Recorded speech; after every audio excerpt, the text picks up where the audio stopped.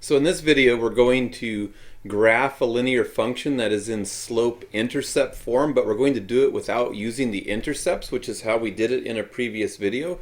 And this time what we're going to do is actually use the slope and the y-intercept. So remember, a linear function is in slope-intercept form if it has the form mx plus b, and m represents the slope of the line or the function, and b represents the y-intercept. So in the previous video we looked at graphing a line if we were given the slope of the line and a point that's on the line, and that's information that we're able to extract from slope-intercept form. So the idea is, if we have a function in slope-intercept form, we know the slope because the slope is m, but we also know a point on the line because if we plug in x equal to 0, we get m times 0 plus b, and m times 0 is just 0, so we get f of 0 equals b, which means if we input 0, the output is always going to be b.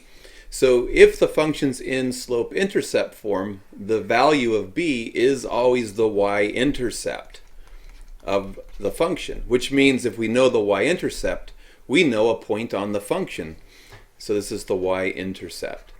So when I look at a function like this, I get two pieces of information from it. I know immediately that the slope of the line is 2/3, not 2/3 x. The x isn't the slope. The x is the input variable. The slope is just the 2/3. A common student error I see is when they're asked to find the slope of a line that's in slope-intercept form, they include the variable. The variable isn't included. It's just the coefficient on the variable that represents the slope.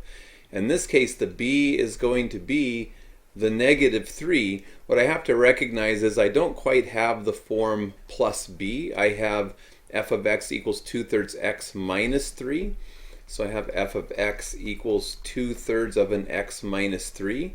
So I could rewrite this using a double negation as, using a negation as 2/3 x plus -3. So the y-intercept is actually -3, or in other words, the point input 0, if we input 0 here, we'll get 0 minus 3 is -3. So using slope-intercept form, we just look at the number right here, we include the operator, so we look at this as being a signed number, so that tells us the y-intercept is down here at input 0, output -3, and the slope right here, m equals 2/3, tells us that the rise is 2 and the run is 3, because slope is rise over run. So from this point, the y-intercept that we know has to be on the line, we go up 2 over 3 and we establish another point that must be on the line, and then we draw the line, straight line, through those 2 points using a ruler. Label those ordered pairs. This is input 3, output -1, and then the y-intercept was input 0, output -3. And then I probably would want to step in here. This is work I would have done not on top of my graph typically. And then before I turn it in, I want to make sure that my number lines have arrows. I want to make sure that I've labeled both my x and my f of x or y axes, and then I can submit that. So we'll do one more example. Graph the linear function f of x equals -3x plus 4. So the y-intercept is going to be the 4. B equals 4. That is the y-intercept. The y-intercept is going to be at input 0, output 4. And then I have a slope of -3. And then we want to recognize from a previous video that we can look at this as being -3 over 1. So the rise is going to be -3, and the run, or the horizontal movement, will be +1. So from the point that is on the line, I go down 3 because the rise is negative, and then +1 to the right because the 1 is positive. So I go down 3 over 1. That establishes another point on the line, and then I get a ruler out and I draw the very straight line.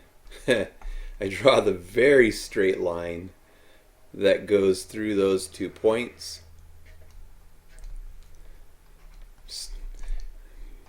And then I want to label my points. So the y-intercept was input 0, output 4. And I got another point on the line that is the point input 1, output 1. I want to make sure that all of my number lines have arrows. And I want to make sure that I've labeled my x and f of x or y axes.